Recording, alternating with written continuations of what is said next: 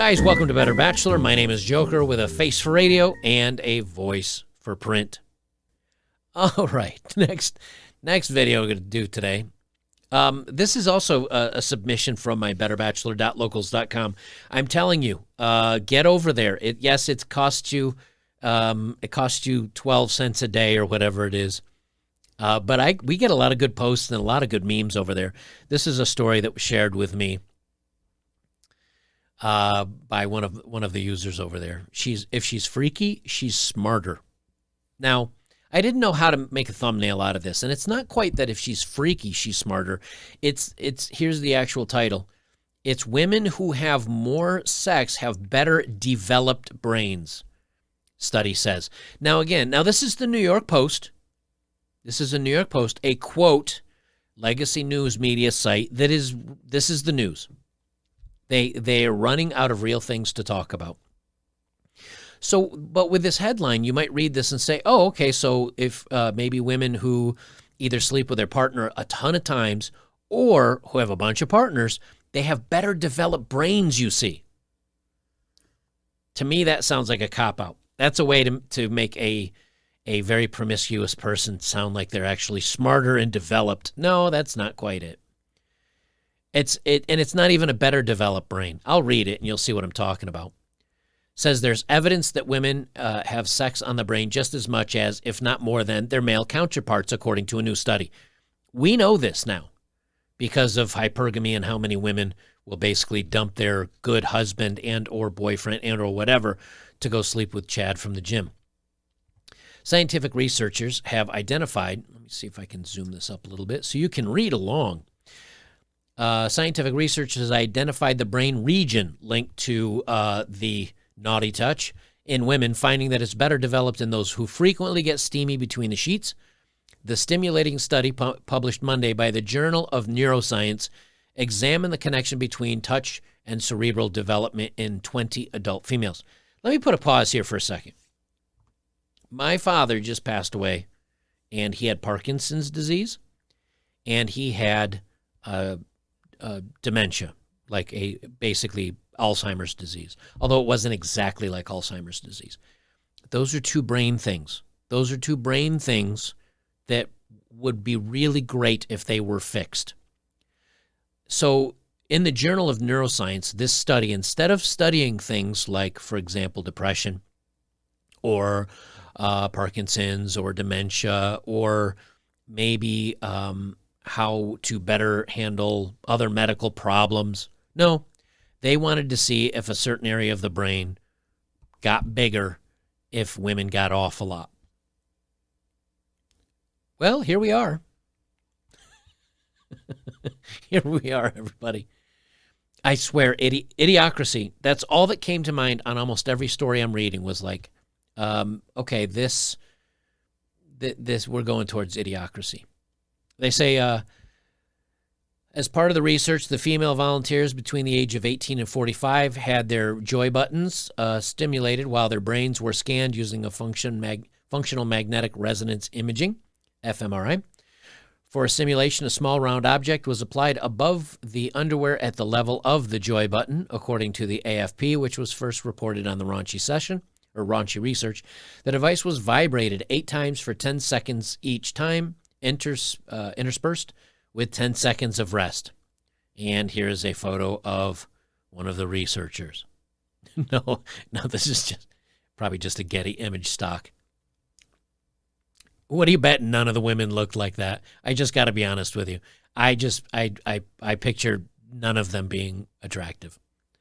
The 20 volunteers had their joy button. Oh, they already said that. Our researchers asked the female volunteers how frequently they had sex over the last year. The results of the imaging confirmed that the somatosensory cortex region of the brain was activated in each woman when the device vibrated. Okay, so in other words, you push the joy button and a portion of your brain lights up. What a shocker.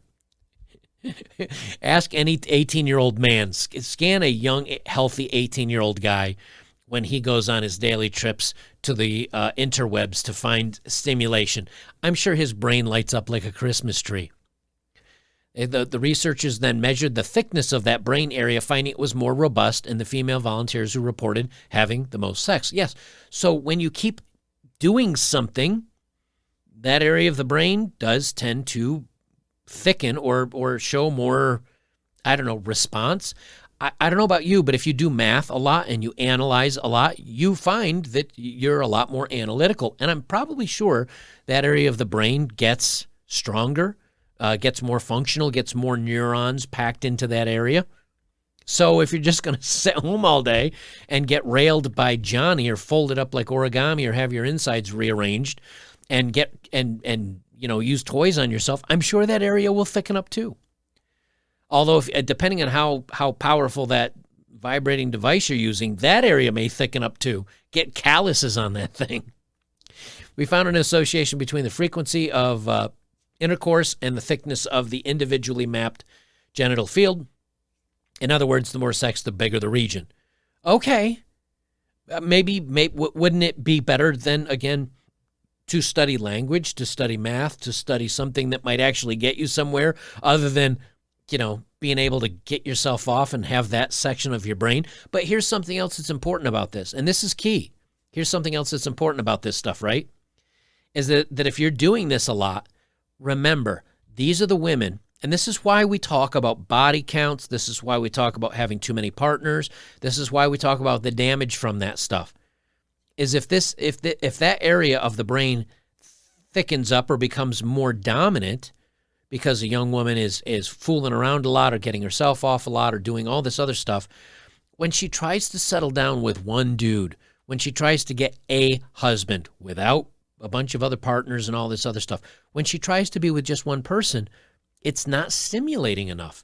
You've ramped up that area of your brain now to where, Johnny 5, he can't make it happen for you. And so there is consequences to these actions. They say, however, the research was unable to confirm whether having a more developed somatosensory cortex prompts more intercourse or whether more intercourse expands that brain region like working out a muscle. So they couldn't tell if you doing it a lot makes that part of the brain respond, or because that part of the brain is so, active that you want to get it on more often. And here's why you can't study that. Good luck finding somebody that's not extremely active in the bedroom by the age of 18. They say research believe it could be the latter, meaning that if you're freaking out and fooling around a lot, that you're working it out like a muscle. It had been previously established that certain parts of the brain become bigger the more they are used, a concept known as brain plasticity. For example, the hippocampus region of the brain in London taxi drivers has been found to expand with more navigating experience. Heim says further study is required. Your tax dollars at work. It's completely understudied how the female naughty bits are represented in the somatosensory cortex in humans and whether it has at all the capacity to change in relation to experience or use, she said. So here's the thing that I don't understand. Why are we not testing mathematicians? Why are we not testing philosophers? Why are we not testing our great thinkers of our time versus average everyday people? And then if you can see that their brains are more developed in that area, which they said they've already been able to detect in taxi cab drivers, why are we studying this? What is the point of this? I just don't get it. I just do not get why we waste our money and our time on these specific. And for those that are like, oh, yeah, but, this is important because maybe look, there are other things. You can look at athletes that are have quick response times or are stronger or are faster or have better twitch speed. Study their brains. That's why I say this is like Idiocracy, because we're basically studying easy women. And I know they're not really easy, but we're studying women that like to get freaky a lot. Like, really? Is that where we are? I guess. I don't know. Let's do a dating profile of the day.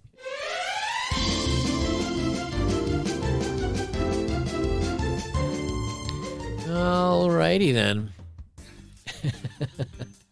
As usual, I blurred her face out, but it's a little girl next door, pudgy, happy face. She's 27. She says, okay, guys, let me just say this, okay? This is such a red flag in one sentence. Such a red flag in one sentence. 27, about me. I'm a mom of 2, and I've got a bun in the oven, one in the oven, so you can't get me pregnant. Hashtag no small dicks. Okay, so she's at least previously had 2 big D's. She's had 2 big Johnsons in her. Apparently the pullout game wasn't so strong, so she's a mom of 2. And now she's got a soon-to-be mom of 3, and she's like, oh, well, you can't get me pregnant, so just blast in there, fellas. Just feel free with all the baby juice. Just blast away. Don't worry about using protection. I'm safe. I promise. I don't know about you. That's probably a walking petri dish. That's a walking petri dish. And because I say that because if she already I know there are guys that are like, screw it. Like I'll throw loads into that. I don't care. You know they will. And with her saying you can't get me pregnant, you know they're going raw dog in there. So she's going to petri dish. And the fact that she says no small D's, that means she's had a sample. Like if I say to you guys, hey, do you know how big a Vienna sausage is? Those of you that have never seen a Vienna sausage are probably thinking of like a normal sized sausage. Those of us that know Vienna sausages, they're little Vienna sausages. And then if I say to you, I can't think of a big one, a big sausage off the top of my head. We'll say just like a German kraut or a German, what do they call them? Big German sausage, whatever. You can tell I don't eat a lot of German sausages. Anyway, schnitzel or whatever they call them. Anyway, there's some that are huge. If you've had them all, if you've sampled them all, I can say Vienna sausage and I can say big German, sausage, and you'll know the difference between them. But if you haven't sampled them all, you don't know how big they are in relation. This girl has sampled a lot of sausages. That's all I'm saying to that one. So, guys, let me tell you, man. This is the thing that blows me away. Scientists are studying stupid things like this. Who cares? Like we could be studying other real things. Again, my father just passed, right? He had a lot of brain issues. Why aren't we studying things like that instead of this? Why aren't we working on cancer? Why is there, and I understand that some studies lead to other studies, but you know something? How about, and maybe I'm just reaching here, but how about taking somebody that's been diagnosed with something that does make their brain shrink or whatever, and then study people that like continue to work and push and play games and try to work on math and things and see if that keeps that part of the brain healthier or something. Like we've got to do better, society. Because the mainstream news, lamestream news, the legacy media is turning into clickbait crap. And if there's no longer any good reporting, if there's no longer any good science, if there's no longer any good, what are we doing? We're going to hold on to all the nice things you have because the people that are in society today, these are going to be the next engineers. These are going to be the ones that are next in charge of things. That's why I say Idiocracy is coming. I'm telling you, be ready for it.